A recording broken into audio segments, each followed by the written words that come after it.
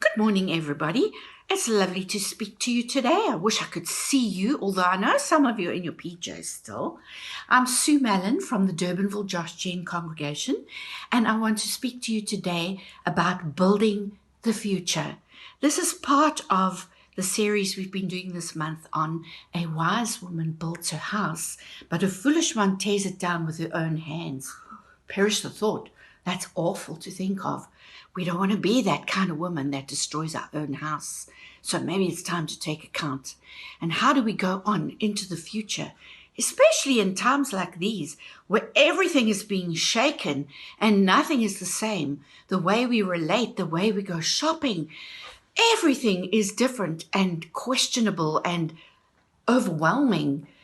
So we need to have a good plan for the future. Because if you don't have a plan, you're not going to have a future. The two go together. And I just want to talk about one thing that is a huge hindrance to having a future at all, and that is nostalgia or sentimentality. For women, I think that's especially difficult. And there's nothing wrong with going for a little stroll down memory lane. It's lovely to look at the old photographs and remember the things you did, the people you loved. But we have to be so careful we don't get stuck down memory lane, because once we're stuck down memory lane, we can't find our way out again and we'll never take hold of the future. We have to let go of what was good so that our hands are empty and ready to take hold of what is better and what is coming in the future. And you're saying, how can anything be better in this terrible state? And the people are losing their jobs and their livelihoods and their homes and their loved ones. But we don't live for this world.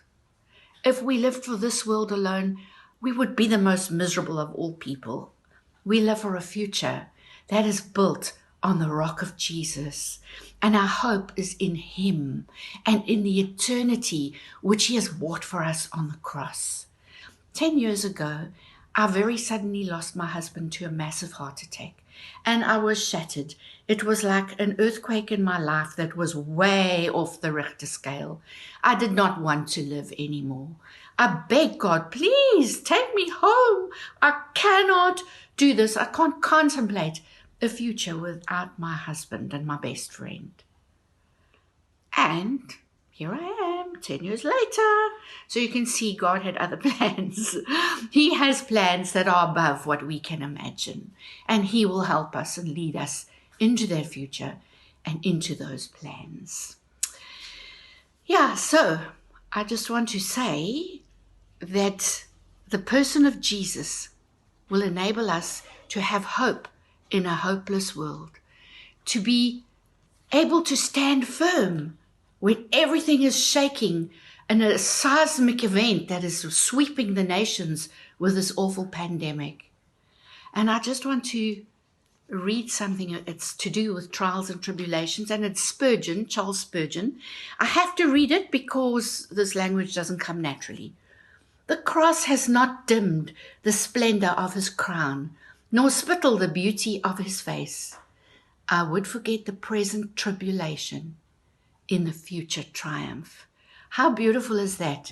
Our future triumph will be born out of our present tribulation. Our future eternity was born out of the tribulation of the cross. So we cannot despise our suffering and complain and moan, for God has made a plan and He has made a way that is above our ways. And I love what Jonathan Conrad shared from Corrie ten Boom, that we need not be afraid, for we can trust an unknown future to a known God. That's fantastic.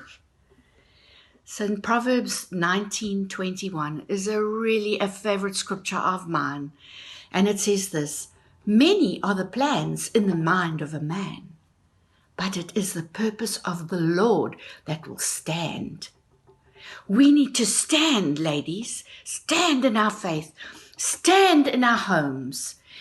Get up. Show up. Oh, don't forget to dress up. Out the PJs. Put on the pearls. Find the pearl of great price and look for the treasure in the dark place of suffering, because Jesus has made a way for us into the future. God bless you all today. Thank you for listening to me, and I'll see you again soon. For more messages like this, go to the Josh Jane YouTube website and click on the Anchored playlist, and you'll find all sorts of wonderful, encouraging messages. Thank you so much. Bless you all today. Bye.